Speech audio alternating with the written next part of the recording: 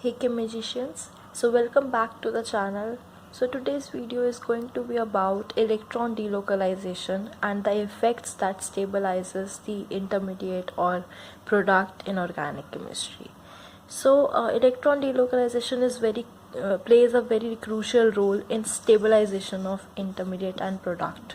Okay, as we know that dispersal of charge or electron density space stabilizes a species. That means if an electron is here and the species is this, so the more the delocalization, more the stability. Okay, and localization on the other hand of charge or electron density increases reactivity. That means it is unstable.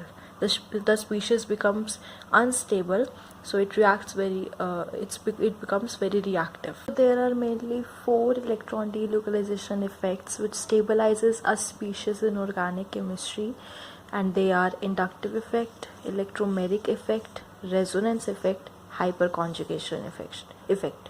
We will discuss about in detail in our upcoming videos, so stay connected and learn each of them carefully. So first we are going to discuss about inductive effect, or also known as transmission effect, which is denoted by I effect. So inductive effect is a type of permanent effect. It is a permanent effect, that means it is always there, and it is between the sigma bond. So if there are two atoms or two species which differ considerably in their electronegativities, that means let's suppose we have this Z species, and either it is more electronegative than Y or it is less electronegative than Y. If it is more electronegative than Y, that means the bonded electrons will be shifted towards Z because it is more electronegative. That means it will pull the shared electron pair towards itself, creating a delta negative charge over it, partial negative charge, right? And a partial positive charge will be generated over Y. So this type of effect in which the electron is pulled towards Z through a sigma bond is minus I effect, also known as electron withdrawing effect. Okay, and if the Z species is less electronegative than Y, that means the Y is more electronegative and the bonded electron pair will be shifted towards Y, right? And a partial negative charge will be generated over Y, and Z will accumulate partial positive charge.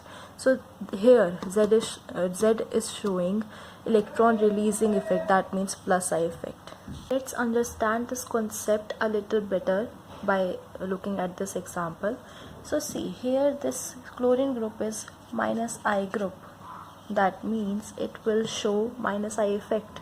That means it will withdraw the electrons towards itself, right? So the bonded electron pair is shifted towards chlorine, creating a delta partially positive charge over alpha carbon, which means that this carbon has become a little bit electronegative, right? So it is more electronegative than the beta carbon.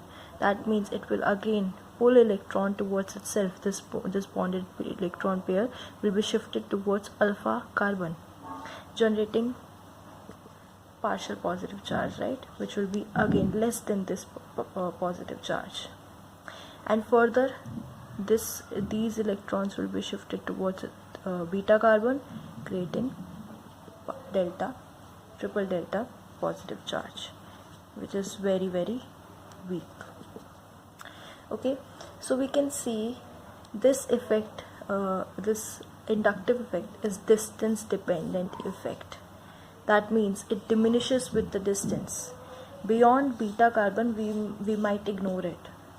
Okay, so it is a distance dependent effect, and it decreases with distance. So now here are some examples of electron withdrawing group, that means minus I groups,